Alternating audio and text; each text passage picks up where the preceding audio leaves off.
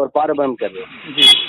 जैसे जहाँ पे आपने जैसे नितिन साहब बताते हैं कि अंड पिंड ब्रह्मांड, हाँ जी। ये यहाँ तक सारा ये काल जाल। अच्छा जी। जैसे जब हम शिव की अवस्था में पहुंचते हैं, यानी उस वो जो शिव की अवस्था में जो पिंडस्थ आत्मा होती है, समझो वो हमारी ब्रह्म तक की अवस्था हो गई।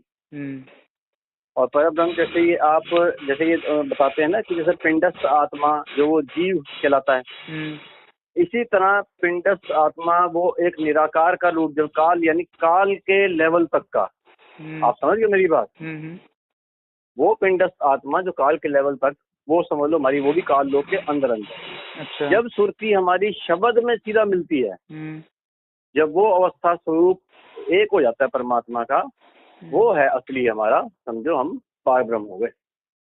अच्छा। तो अंड पिंड ब्रह्मांड ये, और जब यही सुन मंडल महासुन मंडल तक जब हम घूमते हैं, तो वही वो सारी ब्रह्म तक की स्थिति, पर ब्रह्म की स्थिति, ये वही गिनी जाती है। अच्छा।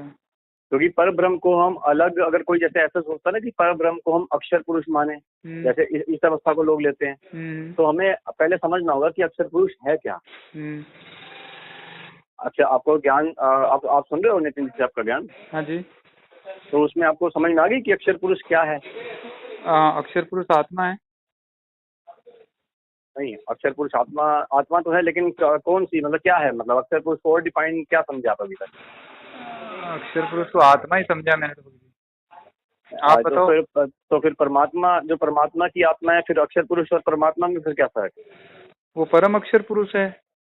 हाँ, तो वो जैसे बताया है कि परम अक्षर पुरुष जो है परमात्मा है, उसने कोई गलती नहीं करी, वो पूर्ण है। हाँ। आपने अभी कितने सत्संग सुने टोटल?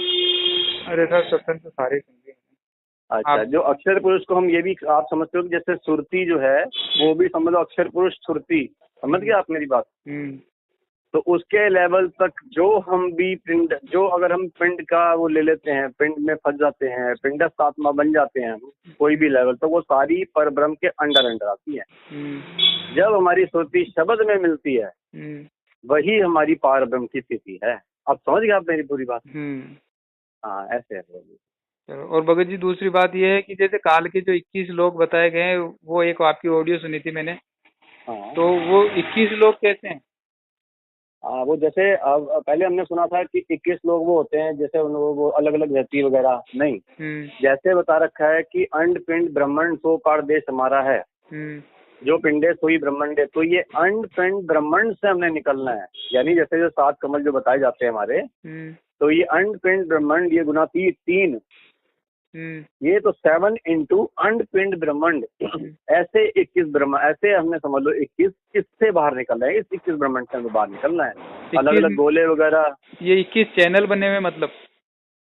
हाँ, इसको ऐसे है, यस 21 चैनल, बिल्कुल बिल्कुल सही आप कह रहे हो, ऐसे मानो इसको, जैसे 21 चैनल है, जैसे इसमें से अंड में से, पिंड में से, ब्रह्मांड में से बाहर निकलना, ये पूरी प्रक्रिया समझो 21 ब्रह्मांड से बाहर निकलने की। जी। अंड पिंड ब्रह्मांड से निकलना ही समझो काल के 21 ब्रह्मांड से निकलना, ऐसे। सही है क्या भगत जी, और कोई शंका कोई?